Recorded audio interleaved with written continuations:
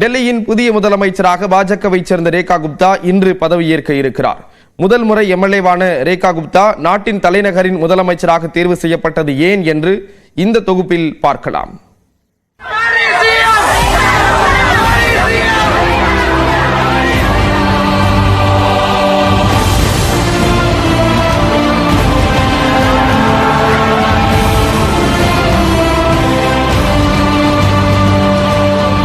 உறுப்பினர்களை கொண்ட டெல்லி சட்டப்பேரவைக்கு கடந்த 5ஆம் தேதி தேர்தல் நடைபெற்றது.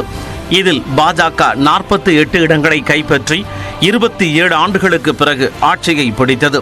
யார் முதலமைச்சராக தேர்வு செய்யப்படுவார் என 10 நாட்களாக குழப்பம் நிலவி வந்த நிலையில் டெல்லியில் மத்திய பார்வையாளர் ரவிசங்கர் பிரசாத் தலைமையில் நடந்த பாஜக எம்எல்ஏக்களின் கூட்டத்தில் ரேகா குப்தா முதலமைச்சராக தேர்வு செய்யப்பட்டார்.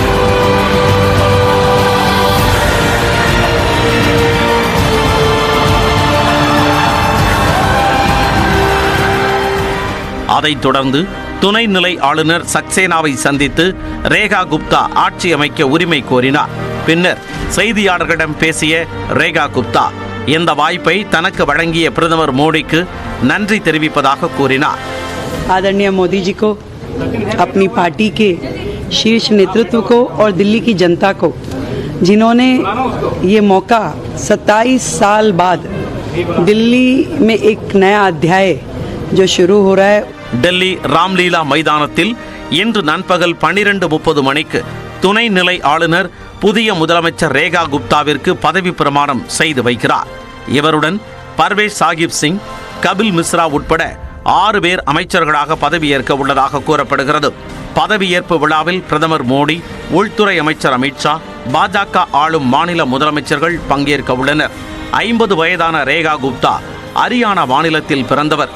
மாணவ பருவத்தில் RSSின் மாணவர் அமைப்பான அகில பாரத வித்யார்த்தி பரிஷத் அமைப்பில் தீவிரமாக செயல்பட்டு வந்தார்.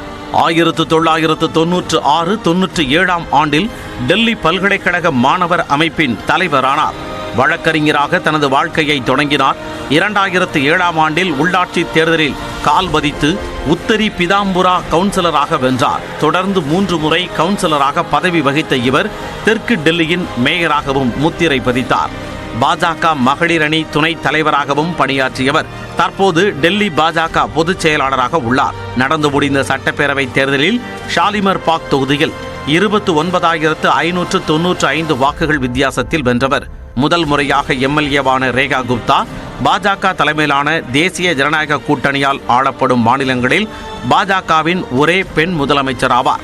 இதன் மூலம் சுஷ்மா சுவராஜ், ஷீலா தீட்சித், அதிஷியை தொடர்ந்து டெல்லியின் 4வது பெண் முதலமைச்சராகவும் டெல்லி பாஜகவின் 2வது பெண் முதலமைச்சராகவும் ரேகா குப்தா உருவெடுத்துள்ளார். டெல்லியில் கடந்த 10 ஆண்டுகளாக ஆதிக்கம் செலுத்திய அரவிந்த் கெஜ்ரிவாலுக்கு மாற்றாக வாக்காளர்களை ஒருங்கிணைக்கும் விதமாக புதுமுகமான ரேகா குப்தாவை பாஜக களமிறக்கியுள்ளது. தேர்தல் அரசியலிலும் கொள்கைகளிலும் பெண்களுக்கு பாஜக முன்னுரிமை அளிக்கிறது என்பதை காட்டும் விதமாக ரேகா குப்தாவிற்கு இந்த வாய்ப்பு வழங்கப்பட்டுள்ளதாக பார்க்கப்படுகிறது.